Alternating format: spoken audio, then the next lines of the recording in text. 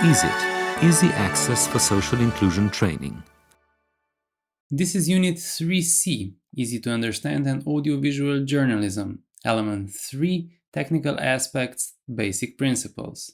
I'm Andrei Tomajin from RTV Slovenia, and in this video lecture I will focus on the technical principles of audiovisual journalism with regards to three kinds of medium: television, radio, and online content.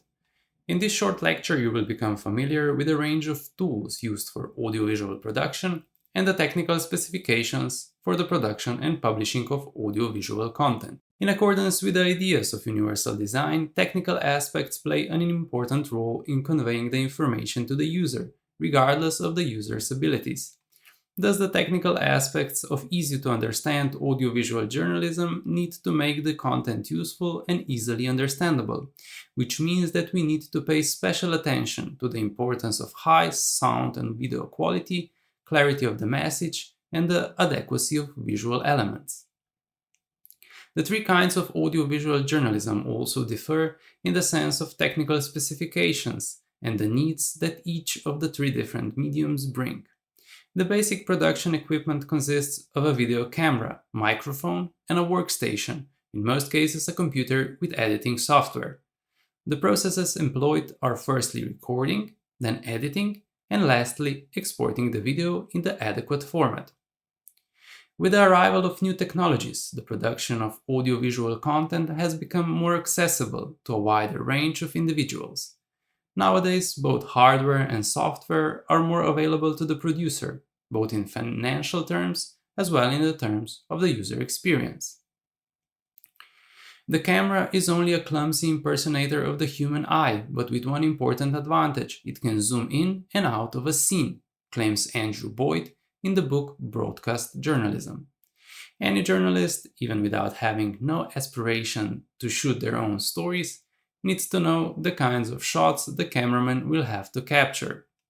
Only then will you be able to assemble your report in the editing process in a proper fashion. There are 6 shots that constitute the foundation of any video content.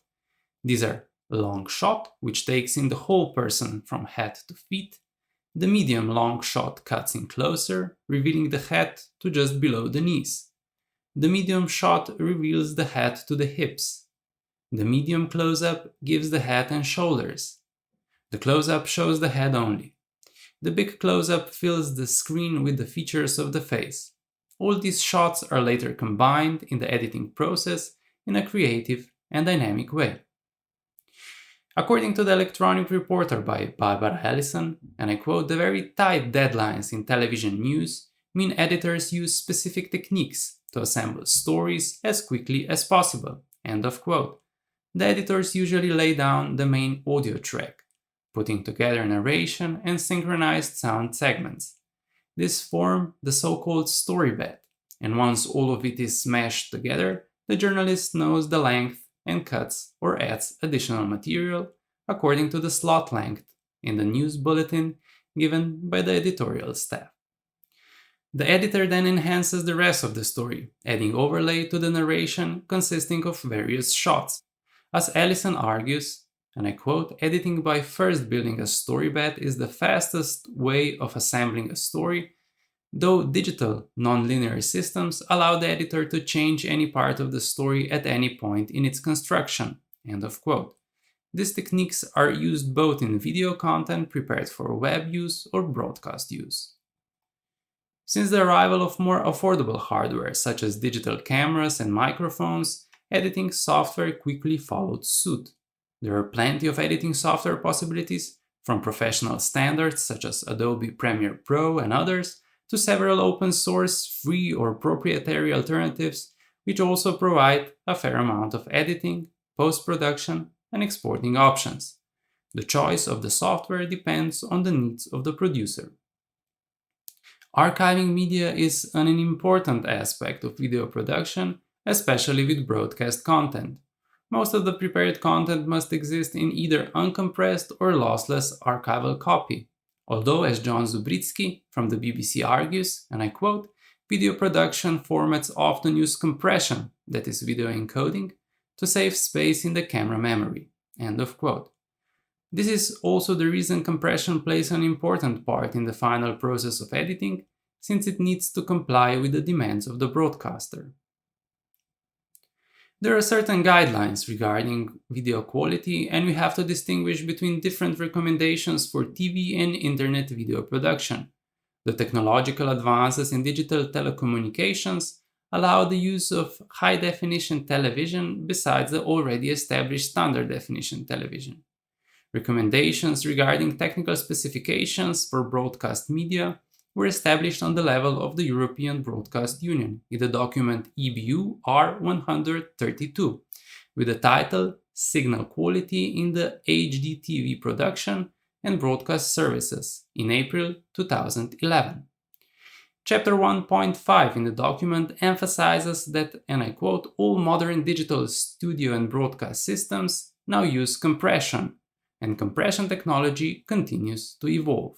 End of quote.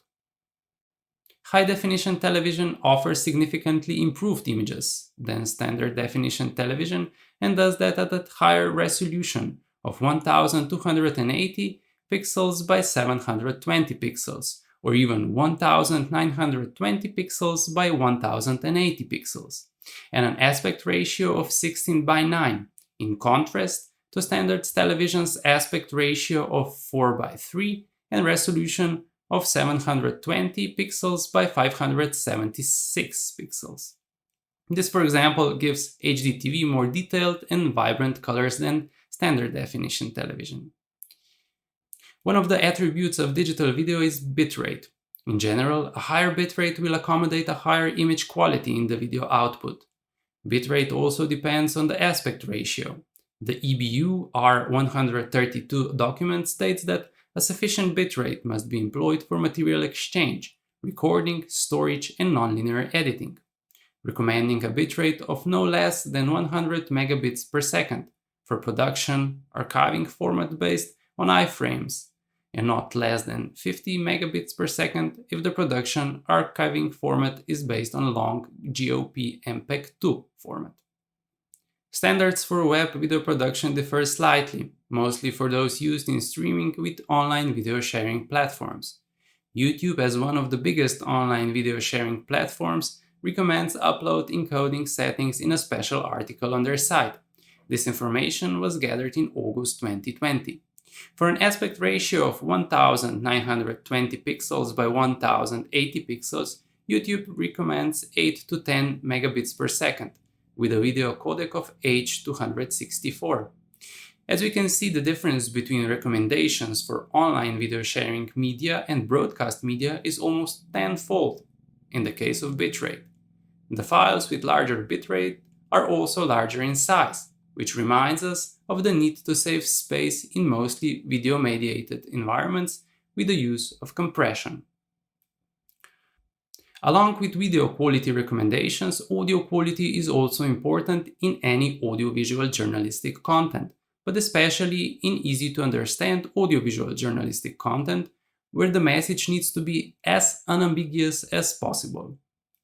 The European Broadcast Union issued a set of recommendations in a document EBU R128 titled Loudness Normalization and Permitted Maximum Level of Audio Signals, which is primarily followed during the audio mixing of television and radio programs, and adopted by broadcasters to measure and control program loudness. First issued in 2010, it was recently revised in August 2020. EBU recommendations were implemented by several software developers and audio technology companies, making it easy for editors as yourself to adapt the audio levels according to EBU R128 recommendations while editing audiovisual journalistic content. I hope this information was useful. There are many possibilities with respect to technical settings and editing strategies. This video lecture was prepared by Andrei Tomazin from RTV Slovenia. You can reach me at andrei.tomazin@rtvslo.si. The project EaSIT has received funding from the European Commission under the Erasmus Plus Strategic Partnerships for Higher Education Programme, Grant Agreement 2018-1 ES01 KA203 05275. The European Commission's support for the production of this publication does not constitute an endorsement of the contents, which reflect the views only of the authors, and the Commission cannot be held responsible for any use which may be made of the information contained therein. This work is licensed under a Creative Commons Attribution, Share Alike 4.0 International License. Partners of the EaSIT project: Universitat Autónoma de Barcelona, Università degli Studi di Trieste, Universidade de Vigo, Stiftung Universität Hildesheim, SDI München, Dyslexie-Verbundet, Radio Televizija Slovenija, Zavod RISA.